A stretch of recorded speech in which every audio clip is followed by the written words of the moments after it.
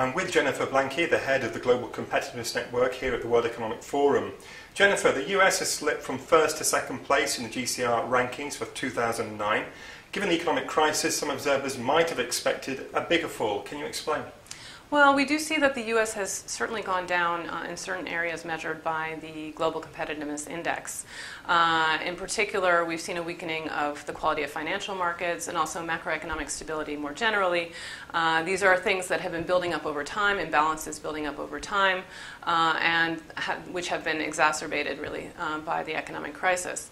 However, the U.S. continues to be really characterized by a number of strengths related to productivity, such as its sophisticated business culture, innovative companies, the great extent of collaboration between companies and the business sector in innovation, very flexible labor market, and so on and so forth. And so basically all of these things come together to make the U.S. still very competitive. So again, it has gone down in the rankings because of financial markets, because of macro instability, but overall remains very competitive.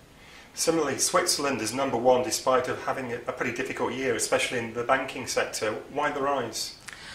Well, you have to remember that these are relative rankings. In fact, what we're seeing in the case of Switzerland is that, although actually Switzerland hasn't really changed its performance since last year, it hasn't improved, it's maintained a pretty stable performance, but other countries have been weakening, such as the U.S., as I just mentioned. Specifically, you mentioned the banking sector. Indeed, in Switzerland, we've seen that in absolute terms, there's been a weakening of the financial market, and particularly of the soundness of banks. That's the perception of the business community, however, less of a weakening than in other places.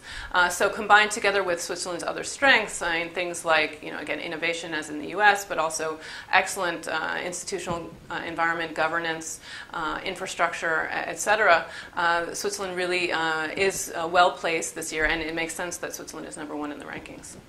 What would you pick out as the most interesting movers across Europe? For example, I see the UK is continuing to slide. Yes, in the UK we do see that it continues to slide. It started sliding last year and it goes down by another place this year. That really related to continuing weakening of financial markets.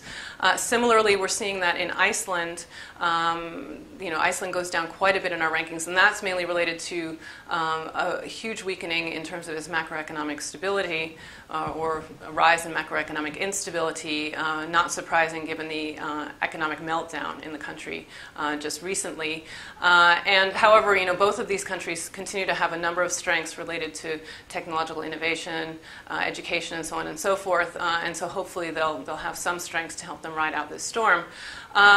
Looking to other types of countries, if we look to the accession countries to the European Union, this year the Czech Republic actually comes in first out of all of the new EU members, the 12 new EU members, particularly by improving the functioning of its markets and also its ability to harness new technologies for productivity. The Middle East looks strong, particularly the UAE. What are the reasons behind that? Yes, the UAE is doing quite well and has gone up quite a bit. Also Qatar, Qatar actually being the highest ranked country in the Middle East, North Africa region this year. These countries have done a lot in recent years. It's actually been an upward trend over the past few years that we've seen in terms of their competitiveness. They've had windfall oil revenues, and these have really been invested well into the productive sector. They've been making a lot of reforms to their economies, and this has been very important for helping them to boost their competitiveness. Many African countries continue to prop up the table, but are there any success stories? Well, of course there are success stories in Africa. South Africa, Mauritius, Botswana continue to be among the top-ranked countries in the top half of the rankings with many different strengths.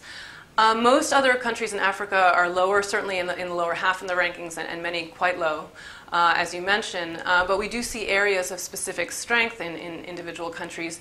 For example, Ghana has very strong, at least by regional standards, governance. And Kenya has quite high innovation potential. So these are the sorts of strengths that we're seeing in the region. And finally, how do the rankings reflect the current crisis? And do you see any interesting trends forming? Well, competitiveness is very much a medium to long-term concept. It's really thinking about how countries will fare in terms of improving their prosperity over time. So really it will only be important, or it will only affect competitiveness to the extent that it affects those underlying factors. And this is the case in things like financial markets, as we've seen in the United States and the United Kingdom. In terms of trends, what we've seen, it's interesting to look at the BRIC economies, for example, the emerging market BRICS, Brazil, Russia, India, and China. There's a bit of a split among them this year, with actually Brazil, India, and China going up in the rankings and being able to improve their competitiveness even amid the crisis, while Russia's going down quite a bit. So perhaps this is the beginning of a trend that we will see in terms of divergence based on the kinds of reforms that these countries have been putting in place.